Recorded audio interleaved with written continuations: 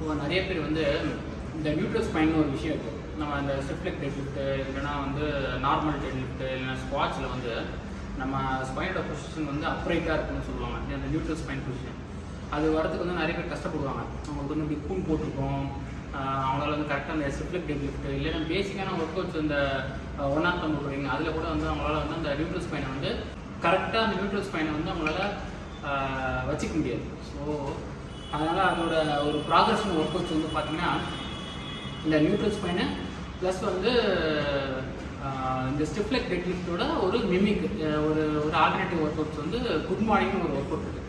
Good morning வந்து நம்ம யூஸ்வலாக எப்படி போடுவோம்னா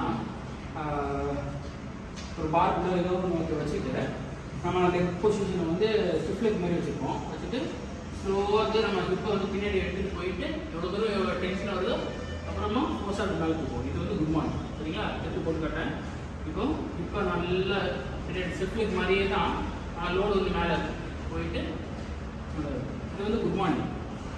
இந்த குட் மார்னிங் கூட போடும்போது சில பேர் வந்து அந்த அவங்களோட லோயர் பேக் வந்து ரவுண்ட் ஆகும், சில வாட்டி வந்து ஸ்ட்ரெயின் ஆகும். பார்ப்போம் கரெக்டாக எக்ஸிக்யூட் பண்ணலாம், வந்து கரெக்டாக ஸ்ட்ரெயின் ஆகும்.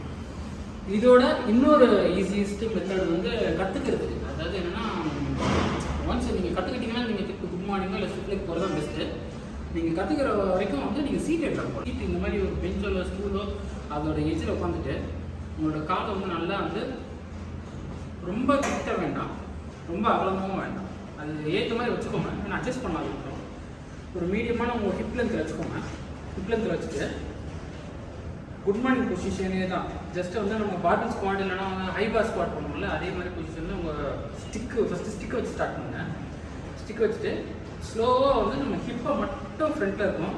இப்போ வந்து இது செஸ்ட் வந்து ப்ரீத் போயிடும். செஸ்ட் வந்து ப்ரீத் இல்லாமல் ப்ரௌட் செஸ்ட் இது வந்துட்டு உங்கள் ஹிப்பை இது மட்டும் எடுத்து போனீங்கன்னா உங்களோட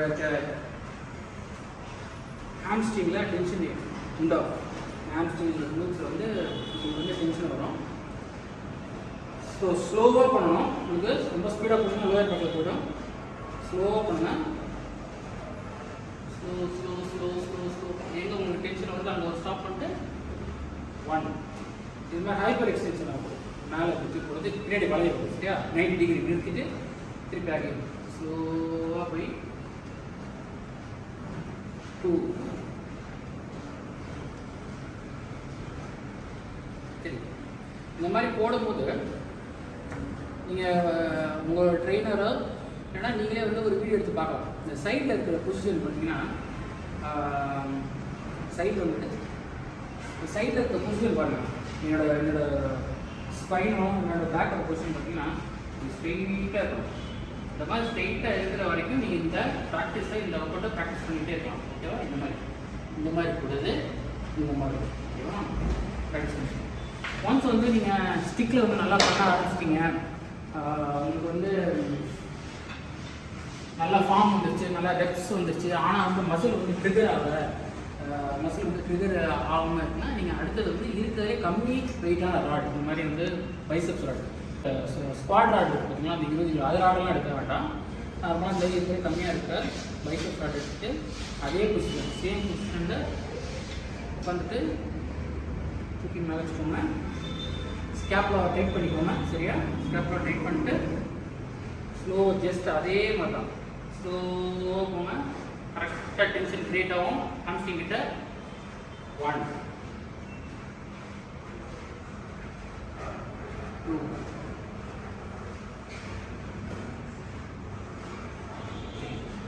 இந்த மாதிரி வந்து போட்டு பழக என்ன ஆகும்னா உங்களுக்கு அந்த ஹிப்போட இந்த ஸ்பைனை வந்து நீங்கள் நியூட்ரல் ஸ்பைனாக வச்சுக்கிட்டே வந்து உங்கள் ஹிப்பை பின்னாடி தள்ளுறதுக்கு நீங்கள் நல்லா கொஞ்சம் கற்றுப்பீங்க. இது கொஞ்சம் நேரம் நல்லா போட கற்றுக்கிட்டு அதுக்கப்புறம் நீங்கள் என்ன பண்ணலாம், குட் மார்னிங் இல்லைனா ஸ்டிஃப் லெக் டெட் லிஃப்ட்டுக்கு நீங்கள் ட்ரான்சாக்ஷன் ஆகலாம். இதை ட்ரை பண்ணி பார்த்துட்டு யூஸ்ஃபுல்லாக இருந்தால் இந்த வீடியோவில் கமெண்ட்டில் ஷேர் பண்ணுங்கள். அப்புறம் லைக் பண்ணுங்களா? வீடியோவில் வந்து எதாவது வேல்யூ கிரியேட் ஆச்சுன்னா என்னோடய ப்ரொஃபைல் வந்து இன்ஸ்டாகிராமில் இருக்குது, பிரதீஷ் _ஜெனட்டிக்கில். அவங்க வந்து ஃபாலோ பண்ணுங்கள். அவ்வளோதான், அதுக்கு மேலே எதுவும் இல்லை. வளர்ந்துறேன் நானே.